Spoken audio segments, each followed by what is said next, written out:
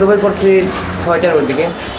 আমরা অনেকেই জানি না যে এই গরুর মাংস, যারা ভোক্তা সাধারণ আছেন তাদের অবগতির জন্য বলছি, এই গরুর মাংস 4-3 ঘন্টা পরে, প্রাণী সম্পদ অধিদপ্তর বলে 3 ঘন্টা পরেই তার পচন শুরু হয়ে যায়, সেটা খাবার একদম উপযোগী থাকে না। সুতরাং আপনারা যখন গরুর মাংস ক্রয় করবেন, এই যে এখানে একটা ছিল আছে, কয়টার দিকে তারা জবাই করেছে সেই সময় থেকে আপনারা 3 ঘন্টা মিলাই নেবেন। এবং এই ধরনের ছিল বা এই ধরনের প্রাণী সম্পদ অধিদপ্তরের ভেটেরিনারি সার্জন দ্বারা যদি সই না থাকে, সত্যায়িত না থাকে, গরুর মাংস বা যেটাই হোক, গরুর মাংস হোক, মহিষের মাংস হোক, কেনা থেকে মানে বিরত থাকতে হবে। আপনাদেরকে তো আমি আগেও বলে গেছি যে 3 ঘন্টার পরে থাকবেন না, ফ্রিজে রেখে দিবেন।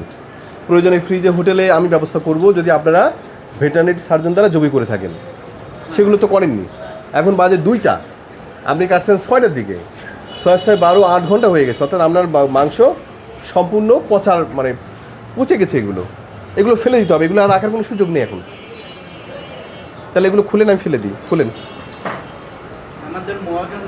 মহাজন কোথায় গেছে? খোলেন, আপনি খোলেন, আমি ফেলবো। খোলেন, আগে খোলেন। 6টার দিকে করছেন, খোলেন। এটা খোলেন, খুলে নিচে নামান। এগুলো নিচে রাখেন। 4 ঘন্টা পর নষ্ট হয়ে যায়, এটা কোনোভাবে রাখা যাবে না।